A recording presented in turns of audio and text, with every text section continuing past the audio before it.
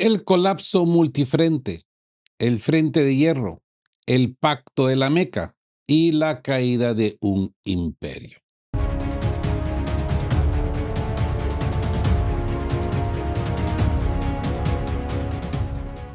Buen día y bienvenidos a De qué hablan Geo con Rodolfo para este martes 11 de agosto de 2026. Bienvenidos, analistas, pensadores libres a De qué hablan Geo. Les digo una cosa, el panorama geopolítico global ya no presenta crisis aisladas o roces diplomáticos de rutina. Estamos presenciando el colapso sistémico simultáneo de un orden unipolar que se niega a aceptar su propia defunción. Y ya verán ustedes por qué. Y es que miren hacia Europa Oriental. El régimen de Kiev se desangra en una pinza insostenible mientras el frente del Donbass cede terreno metro a metro y los puertos del Danubio y Odessa quedan reducidos a cenizas logísticas. Miren hacia Oriente Medio.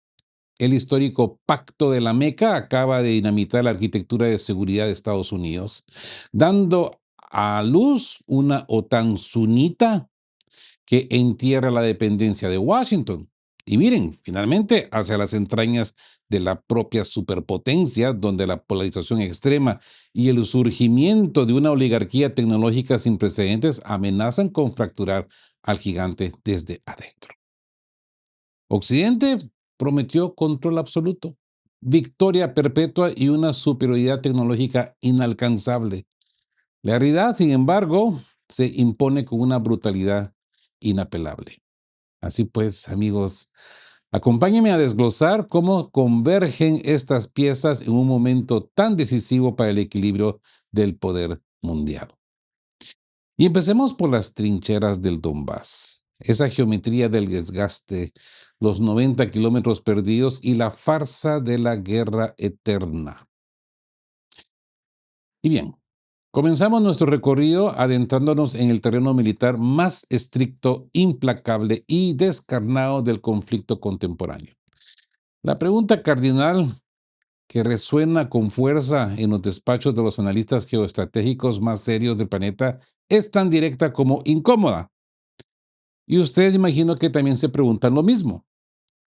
¿Por qué Volodymyr Zelensky se niega de manera categórica, sistemática e inflexible a retirar sus tropas y agotar las opciones de defensa estática en la República Popular de Donetsk, en la RPD? ¿Por qué? La respuesta, desprovista de cualquier barniz romántico o patriótico que intente vender la maquinaria mediática occidental, amigos, no responde a criterios de viabilidad militar o operativa. Es una apuesta puramente política, propagandística y de supervivencia personal para el régimen de Kiev. Es que miren, tras su reciente y fuertemente custodiada reunión con el presidente serbio Aleksandar Vučić en Belgrado, el mandatario de Kiev volvió a cerrar tajantemente la puerta a cualquier atisbo de solución negociada, apostando de manera ciega por una estrategia de resistencia suicida que sacrifica recursos humanos irrecuperables. Pero los mapas, amigos míos, los mapas analíticos de la línea de contacto de combate, lo que le llaman la LEBS, no mienten ni toleran relatos edulcorados. Mientras la retórica oficial de Bankova continúa propalando narrativas fantásticas sobre contraofensivas milagrosas inminentes, observadores militares de rigor técnico indiscutibles, tales como el analista Dmitry Daktarev y el coronel Aslan Nahushev, revelan datos cuantitativos y cualitativos verdaderamente devastadores para la arquitectura defensiva ucraniana. La erosión en el sur de Donetsk y la zona gris. Es que si analizamos con lupa el sector meridional de teatro de operaciones, los números son categóricos. En los últimos 2 meses y medio de continuos desgastantes y asfixiantes ataques ejecutados por las fuerzas rusas en dirección hacia el nudo estratégico de Komar, las formaciones ucranianas han perdido de forma efectiva el control operativo de más de 50 kilómetros cuadrados en ese flanco específico.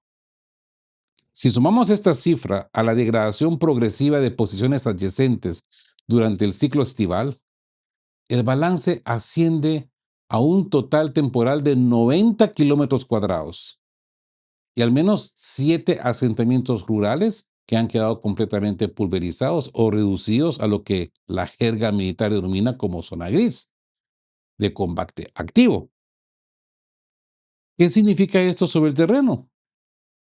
No estamos hablando de un colapso frontal o frontometalúrgico repentino, o de una catástrofe de ruptura masiva en 24 horas.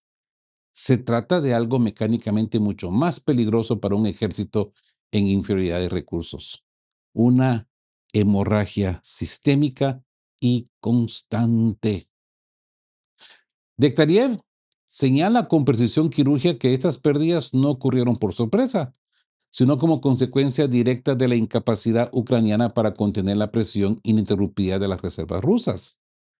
Los soldados de las Fuerzas Armadas de Ucrania intentan concentrarse en puntos de apoyo improvisados, tratando de cruzar el cauce del río Mokrieyali para evitar quedar embolsados en su desesperado intento de frenar el avance hacia Perubudova, pero el volumen de fuego de saturación impide cualquier consolidación defensiva duradera. Y esto nos lleva al cerco implacable sobre Kramatorsk y Ruskovka. Mientras el sur sangra, de esta manera metódica, el escenario central de Donbass experimenta un giro táctico de pronóstico reservado. Lejos de estabilizar el frente, el grupo de fuerzas centro de las Fuerzas Armadas de Rusia han materializado un hito operacional clave con la toma de Toretskoye, impulsando un desborde ofensivo que avanza sin pausas ni contemplaciones hacia los codiciados suburbios de Druzhkovka y las alturas dominantes y tácticamente cruciales de Izmini Agora. Para dimensionar la gravedad de esta situación para Kiev basta con observar la escala geográfica. Las vanguardias rusas se encuentran ya a menos de 5 kilómetros del aeródromo militar de Kramatorsk, el auténtico corazón neurálgico y centro logístico vital que sostiene todo el andamiaje defensivo ucraniano en el norte de la RPD. Los combates urbanos y de aproximación se libran ya en las puertas mismas de las instalaciones secundarias del suministro. Cada día que pasa bajo esta presión artillera y aérea reduce el margen de maniobra en un mando ucraniano obligado a elegir entre evacuar desordenadamente o ver a sus unidades cercadas en una ratonera industrial. La tesis sociopolítica de Nahuyev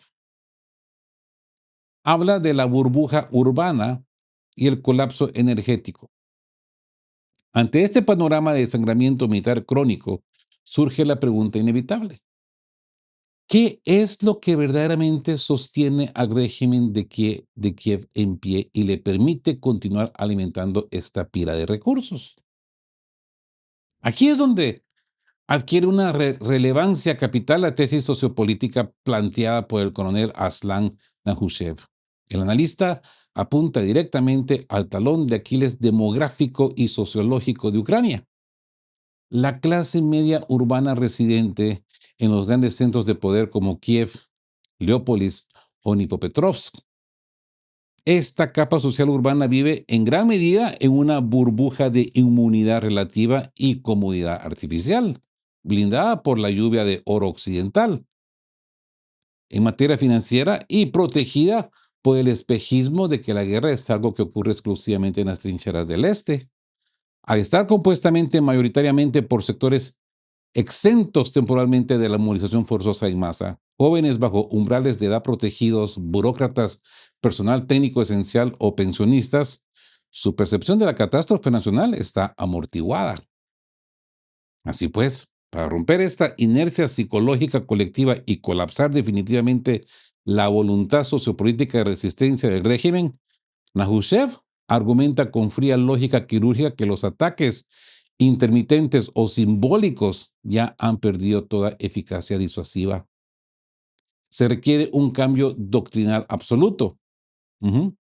La neutralización permanente y sistemática de los nudos energéticos críticos del país. Sí, la desactivación definitiva de las grandes centrales hidroeléctricas y térmicas y el aislamiento absoluto de las cadenas logísticas interiores. Solo cuando la retaguardia profunda experimente de manera prolongada las consecuencias físicas de la guerra industrial, la base de apoyo civil al proyecto bélico de Bankova se va a desmoronar desde adentro. Y ya lo hemos visto con el ataque a Odessa. 7 subestaciones críticas han atacado a Odessa en la noche de antenoche, ¿verdad? Y un nodo eléctrico que suplía viceversa, digo viceversa porque lo que se entiende es de que como Odessa le mandaba energía a Moldavia, Moldavia le mandaba energía a Odessa, pues ese nodo caput, ya no existe, Iskamik, lo han desbaratado los rusos. ¿Mm? Y bien, hablando de Odessa, veamos el cementerio del Danubio, el bloque naval y el anestesiado colapso de Odessa.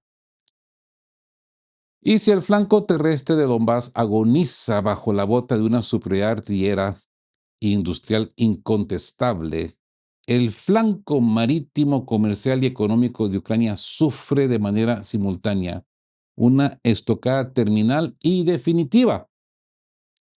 Para comprender la magnitud de este colapso, debemos examinar los estertores de una diplomacia desesperada que choca estrepitosamente contra las leyes inexorables de la gravedad militar contemporánea. Durante su reciente y ultrasecreta visita a Belgrado, orquestada en un hermetismo casi absoluto precisamente para evitar el bochorno político y las aireadas protestas de una ciudadanía serbia que en las calles coreaba consignas tan explícitas como Rusia es hermano, Zelensky es enemigo, la gente de a pie gritaba esto, el mandatario ucraniano intentó desesperadamente tejer una red de salvavidas económicos. El núcleo de esta misión consistía en firmar acuerdos bilaterales destinados a desarrollar el ambicioso e ilusorio corredor del Danubio, estructurando cadenas de suministro conjuntas de productos metalúrgicos, mineral de hierro, carbón, grano con el gobierno serbio. Sin embargo, la realidad operativa del campo de batalla se encarga de pulverizar los tratados firmados sobre papel mojado en cuestión de horas. Rusia respondió inmediatamente. La lección inapelable de los drones Geranium y la destrucción logística mientras los diplomáticos de ambas delegaciones brindaban en los salones oficiales de los Balcanes, pues la Fuerza Aeroespacial de Rusia impartía una lección práctica de inapelable sobre el control efectivo del espacio aéreo fluvial en la desembocadura del Danubio. ¿Mm? Se requiere dos para bailar tango, ¿no? Así pueden preparar la orilla del Danubio del lado rumano, pero si no existe del lado ucraniano, ¿qué van a enviar? Digo yo. Mediante una campaña sostenida de ataques quirúrgicos y de saturación, la infraestructura crítica que sustentaba este corredor alternativo fue sistemáticamente desmantelada. El ejemplo más claro y devastador de esta estrategia fue la destrucción quirúrgica del puente estratégico situado en la localidad de Mayaquí, en la arteria vial fundamental que conecta directamente la metrópolis de Odessa con los puertos fluviales fronterizos de Ismael y Reni. Al volar esta infraestructura clave, que se suma al ya inoperativo puente Zatoka, las fuerzas rusas cortaron de tajo la última vía terrestre verdaderamente viable que enlazaba el nodo marítimo de Odessa con sus terminales de salida fluvial hacia Europa Central. Es el bloqueo y la asfixia económica de Odessa. En consecuencia, el tan mentado corredor de Danubio ha dejado de ser funcional desde una perspectiva económica y comercial. O sea que de nada sirvieron esas firmas que se desarrollaron en Belgrado. Aunque técnicamente un buque mercante solitario puede intentar navegar por las aguas internacionales con extrema cautela, la logística terrestre de apoyo se ha desvanecido por completo. Las grandes navieras globales, enfrentadas a primas de seguros astronómicas y el riesgo real de destrucción en puerto, han suspendido de manera indefinida sus operaciones en las terminales ucranianas del Mar Negro y del Danubio. La ofensiva, combinada de misiles de crucero, vectores balísticos y enjambres masivos de drones Geranium, ha sumergido a Odessa en una espiral de parálisis económica, interrupciones crónicas del suministro eléctrico y aislamiento comercial.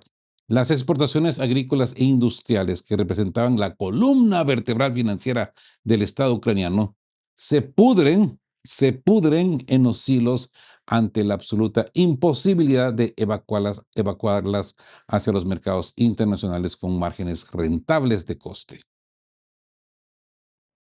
Y de Odessa, pasemos a Dnipropetrovsk y la cirugía logística perfecta. A esta asfixia portuaria en el sur se acopla de manera milimétrica la presión insostenible que experimenta simultáneamente Dnipropetrovsk. Esta gran urbe del centro este ucraniano no es una ciudad cualquiera. Representa el nudo ferroviario, industrial y logístico más importante del país. El auténtico corazón circulatorio por el que transita absolutamente todo el armamento, el combustible, los blindados y los reemplazos humanos precedentes de Occidente con destino a los frentes del este y del sur. Los registros de actividad militar sitúan a Dnipropetrovsk y su órbita regional como el blanco principal de los mayores récords de ataques aéreos de precisión de los últimos meses. Al golpear con contundencia sistemática las subestaciones de tracción ferroviaria, los depósitos de combustibles subterráneos, los talleres de reparación de blindados y los puentes sobre el río Dnieper, el mando militar ruso está ejecutando una obra maestra de cirugía logística defensiva. Privar simultáneamente a Ucrania de su salida marítima en Odessa y de su columna vertebral de tránsito terrestre en Dnipropetrovsk. Equivale a seccionar las dos arterias principales de un organismo herido de muerte. Las advertencias lanzadas por expertos técnicos locales como Sergei Beskresnov, alias Flash, instando urgentemente a la población civil a acopiar generadores, baterías y reservas térmicas de cara a un invierno catastrófico, no hacen sino confirmar lo inevitable. El colapso energético total de la retaguardia ucraniana ha dejado de ser una especulación teórica para convertirse en una cuenta regresiva matemática que la sociedad civil comenzará a pagar muy pronto a un precio devastador. Mm. Ahora bien, hablemos de la tecnología de Occidente. ¿Por qué no les dan las llaves del reino? Pero el verdadero talón de Aquiles de la resistencia ucraniana no es solo la falta de hombres o municiones, es la profunda patológica desconfianza de sus propios aliados. Como señaló con crudeza el excombatiente Igor Mosishuk, Occidente jamás transferirá tecnología militar avanzada a Ucrania.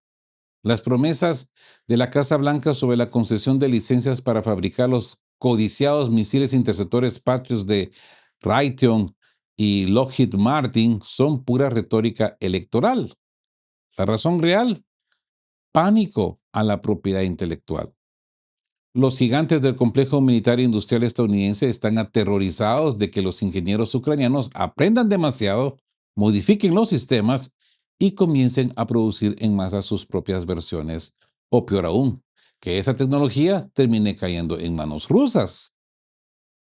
La unificación potencial del conocimiento militar industrial en el espacio euroasiático sigue siendo la gran pesadilla de Washington.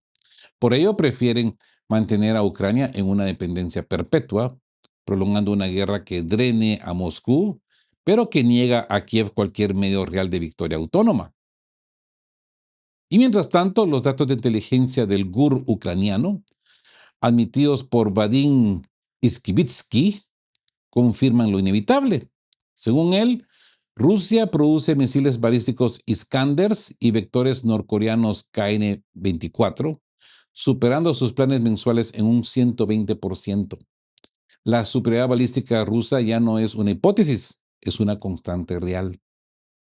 Allá él con sus números, ¿no? Yo tengo entendido que es más.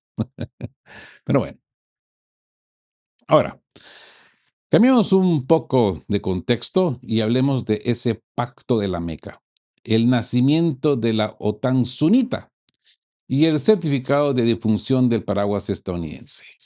Y es que mientras Europa Oriental se desmorona bajo el peso de sus propias contradicciones logísticas y la asfixia energética, en el corazón espiritual y estratégico de Oriente Medio se ha consumido el evento geopolítico más tectónico de la década. La firma del histórico Pacto de la Meca, el pasado 7 de agosto de este año en curso. Este tratado consagra una alianza militar sin precedentes que reconfigura por completo el equilibrio de poder en Eurasia y el Golfo Pérsico, uniendo bajo un mismo paraguas a tres de las potencias regionales más formidables: Arabia Saudita, Turquía y Pakistán. Como analiza con brillantez y profundidad el influyente portal Al Jazeera, este pacto no constituye un simple comunicado protocolar o un tratado decorativo más en una región ya saturada de alianzas de papel y promesas vacías. Su verdadera importancia radica en lo que simboliza, refleja la evolución definitiva y el cambio radical en el enfoque con el que los estados del Golfo conciben su propia seguridad nacional. Riad y sus socios regionales han decidido dejar de vincular su estabilidad estratégica a un único garante externo cuya previsibilidad e infalibilidad se han evaporado por completo. Es la lección de la traición y la imprevisibilidad de Washington. Para entender la génesis de este terremoto diplomático, debemos mirar hacia atrás y analizar los estragos de la última década. El impulso definitivo para el surgimiento de esta denominada OTAN sunita, cuyas negociaciones silenciosas se prolongan durante años, vino percibido por el fracaso estrepitoso de la política de máxima presión y las intervenciones impulsadas por Washington en la región, culminando en la crisis y el pulso abierto en el estrecho de Hormuz. Los acontecimientos demostraron a las monarquías árabes una realidad incómoda y brutal. La magnitud del poder estadounidense ya no importa tanto como su absoluta imprevisibilidad. Un país puede gastar decenas de miles de millones de dólares en la adquisición de armamento de última generación fabricado en Estados Unidos, albergar bases militares estratégicas en su territorio y entablar lazos diplomáticos aparentemente indestructibles con la superpotencia, solo para descubrir, en el momento de la crisis existencial, que las decisiones de actuar en Washington no responden a la seguridad del aliado, sino a los vaivienes de la política interna estadounidense, esa polarización partidista y cálculos geopolíticos globales que ignoran por completo los intereses del Golfo. Y es que me río porque no entiendo cómo estos seres no se dieron cuenta antes. Los países del Golfo han llegado a una conclusión de manual de realismo político implacable. Ni siquiera la alianza bilateral más estrecha con Occidente puede garantizar por sí su sola supervivencia. La estrategia resultante, por lo tanto, no consiste en un portazo abrupto o en un cambio de mando simplista hacia China o Rusia, sino en trascender la lógica de los bloques tradicionales. Se trata de crear un sistema de seguros frente a un mundo donde la presencia militar estadounidense se retira discretamente. Un hecho histórico, un hecho histórico corroborado por la caída a cero de las importaciones estadounidenses de petróleo procedente de Arabia Saudita por primera vez desde 1985. Histórico. Y donde las políticas de Washington son cada vez más erráticas. Esto nos lleva a la arquitectura del tercer polo frente a la pinza regional. Y es que si el papel de Estados Unidos disminuye y se repliega, la gran pregunta que atormentaba a las cancillerías árabes era, ¿quién llenará el vacío resultante? Por un lado, Irán ha proyectado su influencia estratégica a través de misiles y redes de aliados. Por el otro, Israel ha demostrado una abrumadora superioridad militar y de inteligencia, profundizando sus políticas de asentamiento y ejecutando operaciones de proyección de poder sin contrapesos efectivos.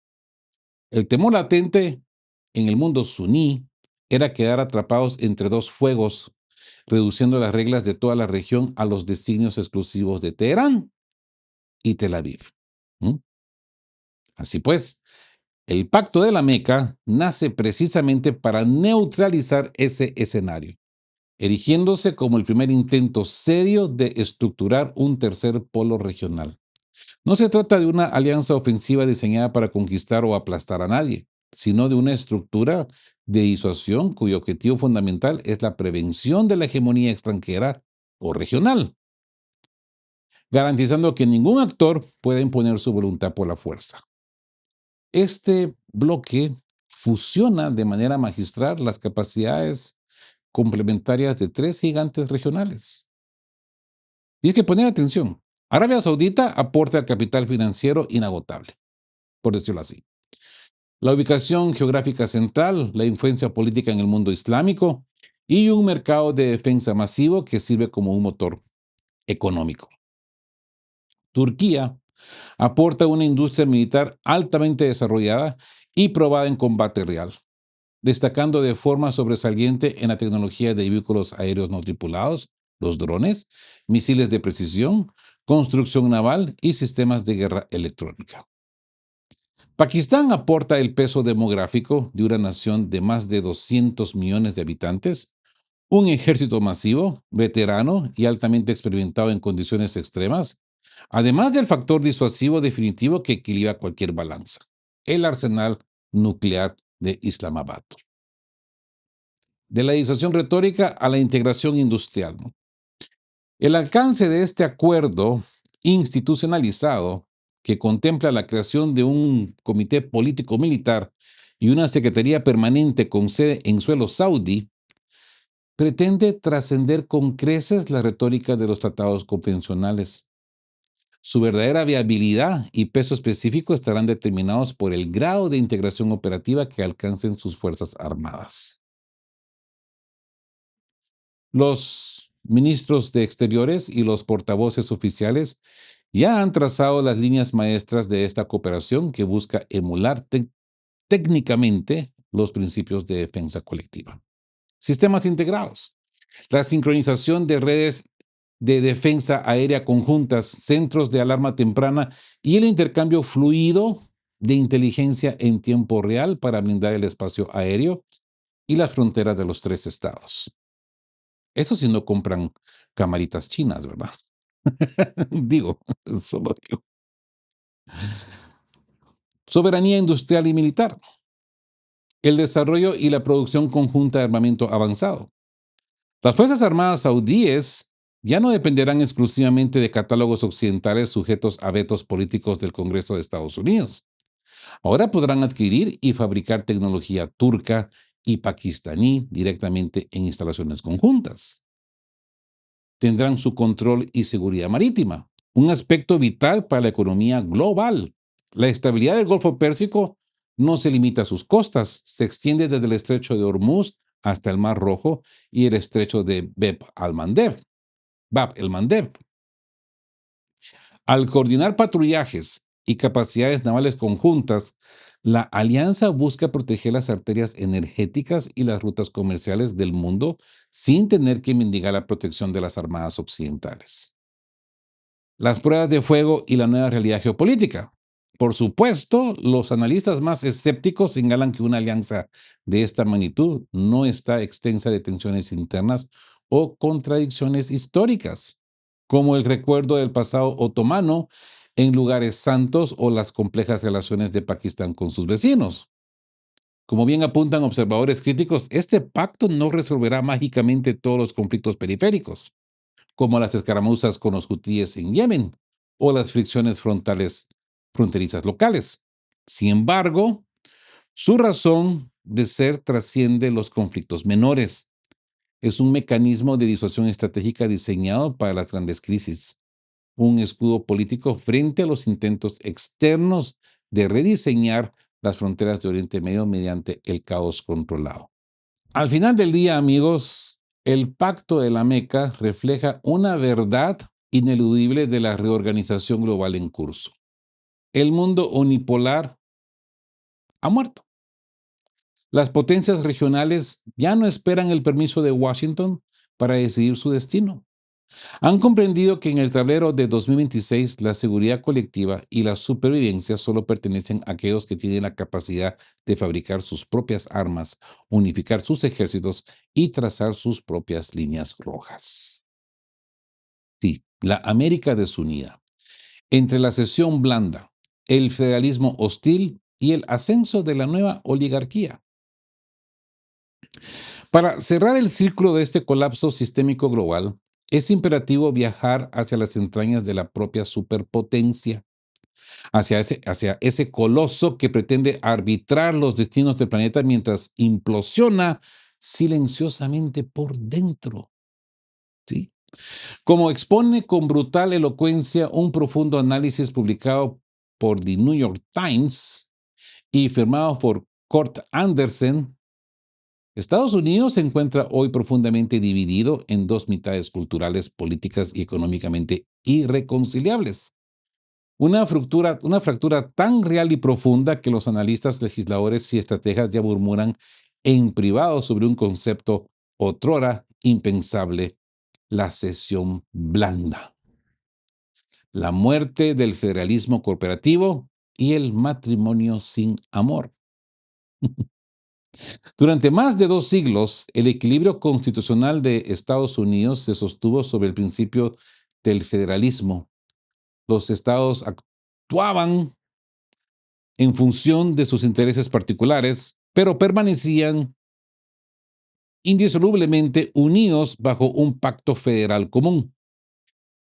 Sin embargo, ese delicado equilibrio se ha desmoronado por completo en los últimos años. La nación vive hoy lo que los sociólogos y politólogos describen como un matrimonio amargo sin amor. Una convivencia forzada donde las partes permanecen formalmente unidas bajo una misma bandera, pero con un entusiasmo que se extingue día con día. Pues una separación formal parece demasiado compleja, costosa y aterradora. Mientras tanto, las preferencias políticas divergentes han dado paso a lo que se denomina federalismo no cooperativo. Los estados rojos, republicanos, y los estados azules, demócratas, operan de facto como entidades casi autónomas y abiertamente hostiles entre sí y hacia el poder central. A ver, la trinchera republicana, gobernadores como el tejano Greg Abbott, se han arrogado el derecho de anular de manera unilateral las directrices federales en materia de seguridad fronteriza, desplegando a la Guardia Nacional y erigiendo barreras físicas de alambre de púas en el Río Grande, respaldados de manera directa por más de 2 docenas de estados conservadores que desafían abiertamente la autoridad de Washington. Asimismo, diversos estados se han declarado santuarios constitucionales para blindar la segunda enmienda frente a cualquier intento de regulación federal de armas. La resistencia demócrata. Por su parte, los estados bajo órbita demócrata no se muestran menos beligerantes. Ignorando las directrices de la administración central, los departamentos de policías locales en grandes urbes bloquean sistemáticamente la cooperación con el Servicio de Inmigración y Control de Aduanas, lo que le llaman el ICE, no el ICE. Así pues, ante temas críticos como salud reproductiva o el medio ambiente, han creado legislaciones de protección para procedimientos médicos, almacenan preventivamente tratamientos y han constituido alianzas climáticas interestatales paralelas para cumplir con los acuerdos internacionales de emisiones de los que Washington se ha retirado. ¿Mm? Los verdes, ¿no? Esta confrontación permanente ha sumido al país en un estado de constante desconfianza mutua donde las tensiones entre el gobierno federal y los estados hacen que los periodos de fractura institucional dejen de ser una hipótesis descabellada para convertirse en una deriva histórica previsible.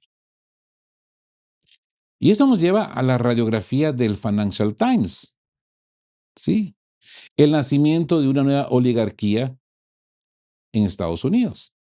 Y sí, y si la fractura territorial e institucional no fuera suficiente para erosionar los cimientos de la superpotencia, la superestructura económica sufre también una mutación aún más alarmante. Hay una detallada radiografía publicada por el Financial Times de Reino Unido que revela el surgimiento descarnado de un sistema de gobierno oligárquico en el corazón mismo de la principal democracia del mundo, de Estados Unidos. A pesar de haber ganado sucesivas contiendas electorales bajo la promesa estándar de arrebatar el poder a las élites y castigar al establishment, la administración de Donald Trump ha protagonizado un fenómeno sin precedentes históricos: la infiltración directa de una camarilla ultra rica de multimillonarios procedentes de Silicon Valley y Wall Street en los centros neurálgicos del gobierno. La riqueza combinada de los miembros del gabinete actual, sumada a la del propio círculo presidencial, pulveriza cualquier registro previo, alcanzando cifras multimillonarias que superan con creces los patrimonios de administraciones anteriores. Estos magnates tecnológicos y financieros ya no se conforman con influir mediante el cabildeo tradicional o las donaciones opacas desde la distancia. Han penetrado físicamente en el ecosistema de Washington, ocupando cargos directos como asesores de la inteligencia artificial, criptomonedas y política industrial, desregulando a los sectores que controlaban y obteniendo contratos gubernamentales multimillonarios con absoluta impunidad. Ese dinero corporativo y estratificación social del siglo XIX. Este nuevo orden oligárquico encuentra su base legal y estructural en los fallos judiciales históricos, como la doctrina que protege el gasto político corporativo independiente, abriendo las compuertas para que el gran capital inyecte miles de millones de dólares en campañas electorales. En los ciclos electorales recientes, un puñado selecto de mecenas multimillonarios han financiado un tercio o más de los costos totales de las campañas presidenciales, evidenciando una simbiosis simbiótica entre el poder político y los intereses corporativos. Las consecuencias de esta concentración de poder son palpables, tanto en la macroeconomía como en la estructura social. Esto nos lleva a desigualdad extrema. Mientras las riquezas de las pocas cientos de personas más ricas del país se ha disparado exponencialmente en las últimas décadas, la proporción de recursos en manos de la mitad más pobre de la población estadounidense ha sufrido caídas drásticas, recordando las peores épocas de la edad dorada industrial de finales del siglo XIX. Reforma fiscal regresiva. Paquetes legislativos claves han priorizado los recortes masivos de impuestos para el 1% más rico de la población, triplicando con creces los beneficios fiscales dirigidos a la clase trabajadora y a la clase media, mientras se reducen los presupuestos destinados a programas de asistencia social, salud, salud pública y educación básica. A diferencia de los varones industriales de antaño, ¿no? Quienes al menos mantenían una tradición filantrópica visible mediante la fundación de universidades, bibliotecas públicas. Muchos de los actuales titanes tecnológicos muestran una indiferencia casi total hacia cualquier contrato social tradicional, operando bajo la creencia de una inmunidad cuasi divina derivada de su éxito digital. Amigos, este es el ocaso de un imperio fracturado, un imperio que se encuentra profundamente desunido en su tejido social, donde los estados federados flirtean peligrosamente con la cesión blanda y el desacato institucional, y que simultáneamente se haya subyugado en su cúpula por una nueva casta oligárquica desconectada de las necesidades de la ciudadanía común. Carece estructuralmente del margen de maniobra necesario para sostener una hegemonía global ininterrumpida. La implosión interna es el preludio ineludible del repliegue exterior. Así pues, amigos, que Ucrania desangrada y bloqueada. Oriente Medio reorganizándose al margen de Washington. Y Estados Unidos devorado por sus propias divisiones internas y su nueva casta oligárquica. Los frentes de este agosto de 2026 confirman que el viejo orden unipolar está en coma. No digo que esté muerto, pero está en coma. Y bien, gracias por acompañarme en este análisis, yo diría, monumental, en De qué hablan Geo por Rodolfo. Si esta radiografía global les ha ayudado a conectar los puntos ocultos de la crisis mundial, suscríbanse, activen la campanita y déjenos su like, que ayuda de sobremanera a este canal, al igual que sus muy valiosas donaciones. Muchas gracias. ¿Creen que el nuevo bloque multipolar logrará estabilizar Oriente Medio mientras Occidente se fragmenta? Los leo en comentarios. Cuídense mucho, amigos. Sigan pensando por ustedes mismos con su pensamiento crítico. Y nos vemos muy pronto. Estén juntos, fuertes, siempre buscando por la verdad. Y sean justos. Quedamos guape. Chao, chao. Queremos recordarles que este espacio tiene un fin estrictamente educativo e informativo, basado en fuentes verificadas para fomentar una comprensión profunda de los hechos globales. Nos oponemos a la desinformación. Nuestra meta es el intercambio de conocimiento y análisis crítico, siempre bajo el respeto a todas las partes involucradas.